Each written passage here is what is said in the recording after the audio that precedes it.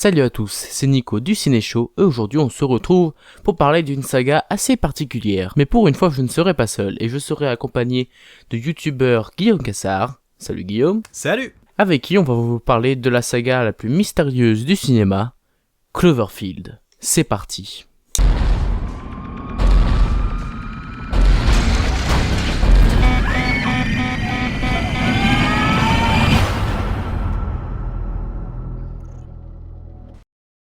Donc, comme dit dans l'introduction, nous allons parler de la saga Cloverfield, mais d'une manière un peu spéciale. Nous allons revenir sur chaque film, un par un, afin de vous faire comprendre notre avis sur cette saga, et pourquoi elle est plutôt intéressante et parfois un peu gâchée. Mais avant toute chose, reposons le contexte pour le tout premier film de cette saga.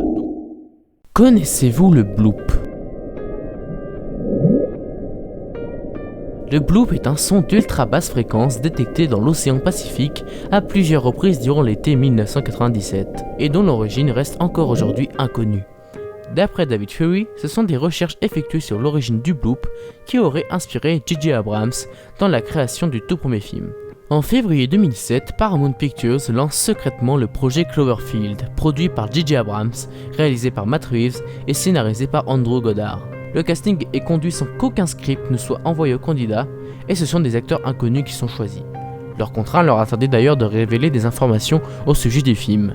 Paramount Pictures avait entrepris une campagne de marketing virale pour promouvoir le film. La première bande-annonce ne dévoilait que le nom de J.J. Abrams, alors connu comme créateur de la série Lost, et la date de sortie, mais pas le titre du film. Plusieurs faux titres ont alors circulé. On a eu également droit à quelques vidéos promotionnelles, tournées caméra à la main et très étranges, mettant le doigt sur l'aspect mystérieux du film avant sa sortie. Le film sort le 6 février 2008 en France et rapportera 170 millions de dollars à travers le monde avec un budget de 25 millions, ce qui en fait un succès, bien aidé par une campagne marketing très ingénieuse. Les critiques sont également convaincus, avec notamment 77% sur Rotten Tomatoes. Alors, est-ce que le film est vraiment bon, ou est-ce juste le mystère autour qui est intéressant ?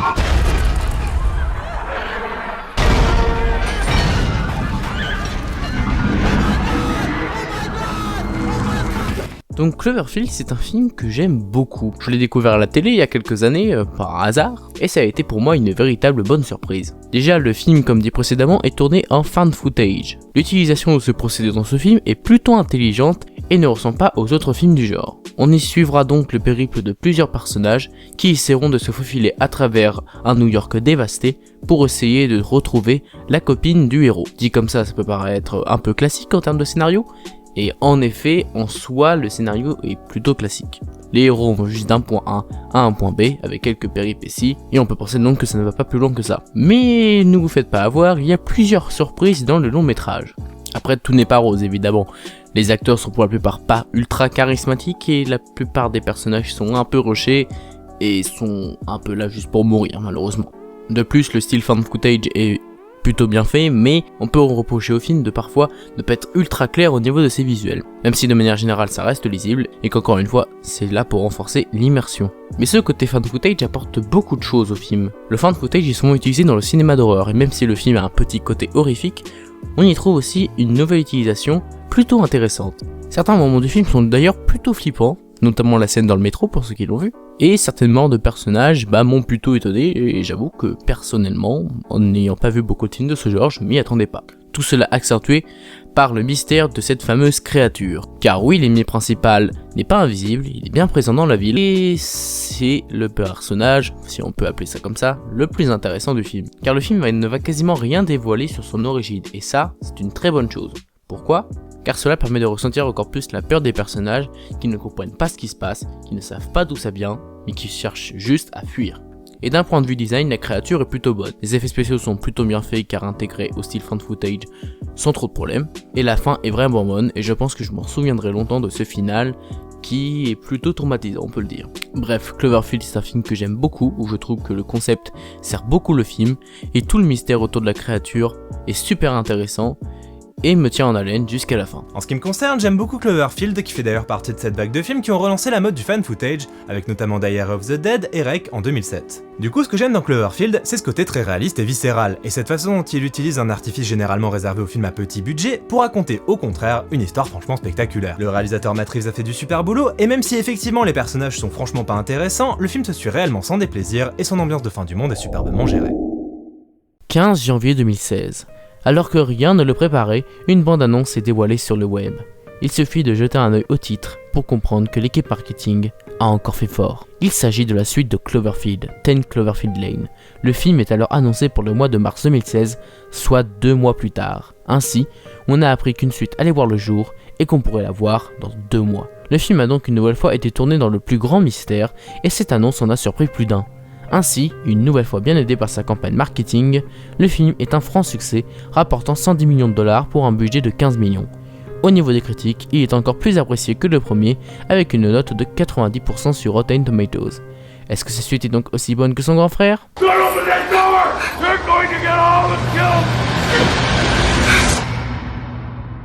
Something's coming.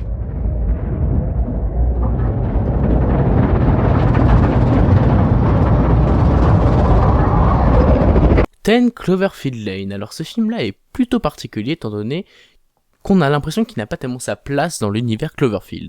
Le style du film est bien différent de son prédécesseur. Ici on se retrouve face à un huis clos. J'aime bien les huis clos de manière générale, donc ça me tente bien. Et tout l'aspect fan footage du précédent film est abandonné pour un film à la mise en scène disons plus classique. Pas mauvaise, on y reviendra après. On va donc commencer par le trio d'acteurs du film, à savoir John Goodman, Mary-Elizabeth Winstead et John Gallagher Jr. Mary-Elizabeth Winstead est vraiment charismatique en tant qu'héroïne, et c'est une actrice que je pense j'aime beaucoup. J'aime bien son style de jeu, j'aime bien sa manière d'être dans les films. C'est une actrice que j'aime beaucoup retrouver dans plusieurs films, et ici elle est plutôt bonne. On sent autant la peur du personnage que le courage dont elle fait preuve. Et ça pour le coup, c'est un bon exemple de femme forte. Hollywood devrait prendre exemple sur ça. Bref, pour le rôle principal, on peut dire qu'elle assure. Mais celui qui tire encore plus son épingle du jeu, c'est bien John Goodman. Il a un rôle vraiment flippant et le rôle lui va à merveille. Il a plein de petites mimiques qui le rendent vraiment flippant. Il est à la fois chaleureux sur certaines scènes tout en installant une tension énorme dans d'autres. Il y a une scène autour d'une table où la tension est énorme et du coup on peut aussi parler du sound design qui est vraiment bon pour le coup, même de la musique. La musique est très peu présente mais quand elle est là,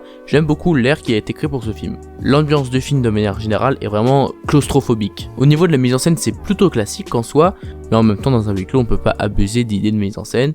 Mais le film est plutôt bien réalisé par Dan Trachtenberg, qui pour le coup fait un très bon travail. Le film nous tient donc en haleine du début à la fin, une fin d'ailleurs qui est plutôt ouverte et qui peut laisser présager une suite qui peut être vraiment excellente. Cela dit, j'aurais juste un reproche à faire au film, je suis pas tellement surpris devant le film. C'est une recette qu'on a souvent vue, même si le fan footage séparé en soi, c'est peut-être personnel, mais Cloverfield pour moi apportait quelque chose d'un peu plus surprenant que sa suite. Même si sa suite est, je pense, objectivement meilleure, Cloverfield me surprend tellement plus et me fait beaucoup plus ressentir des émotions que je pense que je préfère tout de même ce premier volet, même si le deuxième est excellent aussi. Donc pour ce deuxième volet, c'est un grand oui, ce sera peut-être pas le cas du troisième. 10 Cloverfield Lane, c'est sans doute mon préféré de la trilogie. Pourquoi? Parce qu'il se donne pour mission de sans cesse surprendre son public, et pour moi ça marche à chaque fois, jusqu'à la toute dernière scène. Le huis clos est hyper intense, et on n'a pas une minute pour respirer. Niveau casting, Mary-Elizabeth Winstead est excellente, et John Goodman purement effrayant. Les personnages sont bien écrits, et leur dynamique réserve pas mal de surprises. Bref, pour moi c'est une réussite totale. Donc après 2 films de grande qualité, on pouvait s'attendre à la même chose pour la suite. Ici, nous sommes dans la même situation que les 2 premiers films, à savoir qu'on ne sait rien de la suite. Et là encore, un coup marketing historique a eu lieu en 2018. Durant les bandes annonces du Super Bowl, lieu parfait pour les cinéphiles attendant des bandes annonces des films qu'ils aiment et des fans de football américain, une bande annonce est dévoilée. Netflix distribue le 3e film nommé The Cloverfield Paradox, et à la fin de ce teaser, on nous indique qu'il était disponible maintenant. Le film était disponible au moment où il a été annoncé. Et cela pose plein de questions sur la manière de consommer le cinéma et sur le marketing. Mais ce n'est pas le sujet de cette vidéo. Mais si vous voulez plus de détails, je vous conseille cette très bonne vidéo d'In The Panda sur le même sujet. Bref, malgré cela, le marketing n'aide en rien le film qui se fera détruire par la majorité des critiques avec notamment une note de 17% sur Rotten Tomatoes. Est-ce des critiques justifiées ou bien le public n'a pas compris le film? Whatever you're doing, stop.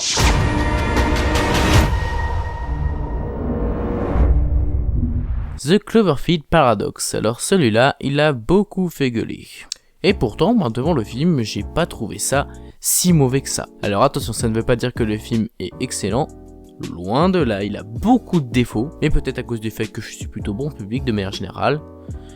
J'ai plutôt bien apprécié le film. Ce n'est à aucun moment surprenant, tout est prévisible, je trouve que les péripéties s'enchaînent bien, et personnellement c'est comme un petit film de divertissement sympatoche. Le casting est aussi bon que le deuxième film, à part certains acteurs secondaires qui sont encore une fois là, soit pour mourir, soit pour servir de comic relief, ce qui n'est pas très intéressant. L'architecture du vaisseau est plutôt intéressante, même si des fois on a un peu du mal à se retrouver dans l'espace. L'ambiance du film est donc plutôt sympathique, même si on sent bizarrement une sorte de petit côté téléfilm par moment. Certains décors peuvent paraître un peu cheap pour la plupart, et c'est un peu dommage quand on voit les plans de l'extérieur du vaisseau qui sont vraiment beaux je trouve. Mais maintenant parlons du plus gros problème de ce film, son scénario. Alors encore une fois, en soi si on prend le film tout seul, le scénario, même s'il est bourré d'incohérences, reste plutôt agréable à suivre, en tout cas pour ma part, et je n'ai pas boudé mon plaisir. Pourtant, là encore une fois comme le deuxième, mais au moins le deuxième avait une fin, sans trop en dire, qui se tenait, dans ce troisième film on a vraiment l'impression que c'est forcé. Ce qui relie ce film à la saga Cloverfield, bah ça dure environ 5 secondes. Je crois que c'est juste un plan, oui, juste un plan qui relie ce film au premier Cloverfield. C'est pas beaucoup. Ceux qui comme moi aimaient beaucoup le mystère du premier et du deuxième, bah techniquement vous serez pas déçus parce que vous apprendrez pas grand chose. Par contre le peu de trucs qu'on apprend, c'est quand même bien bizarre. Pour ce qui est du personnage principal, j'ai plutôt apprécié, même si c'est parfois un peu superficiel. J'aime bien l'actrice et je trouve qu'elle a un caractère plutôt plaisant dans ce film. Mais le reste des personnages, c'est un peu compliqué. On a un Daniel Brühl qui est toujours autant sous-coté et ne sert pas à grand chose dans ce film, et c'est dommage. Et tous les autres acteurs sont, pour ma part, inexistants. La musique de ce troisième film est plutôt anecdotique, je m'en souviens pas du tout, je sais même pas s'il y avait une musique, je pense que oui, mais je m'en souviens pas.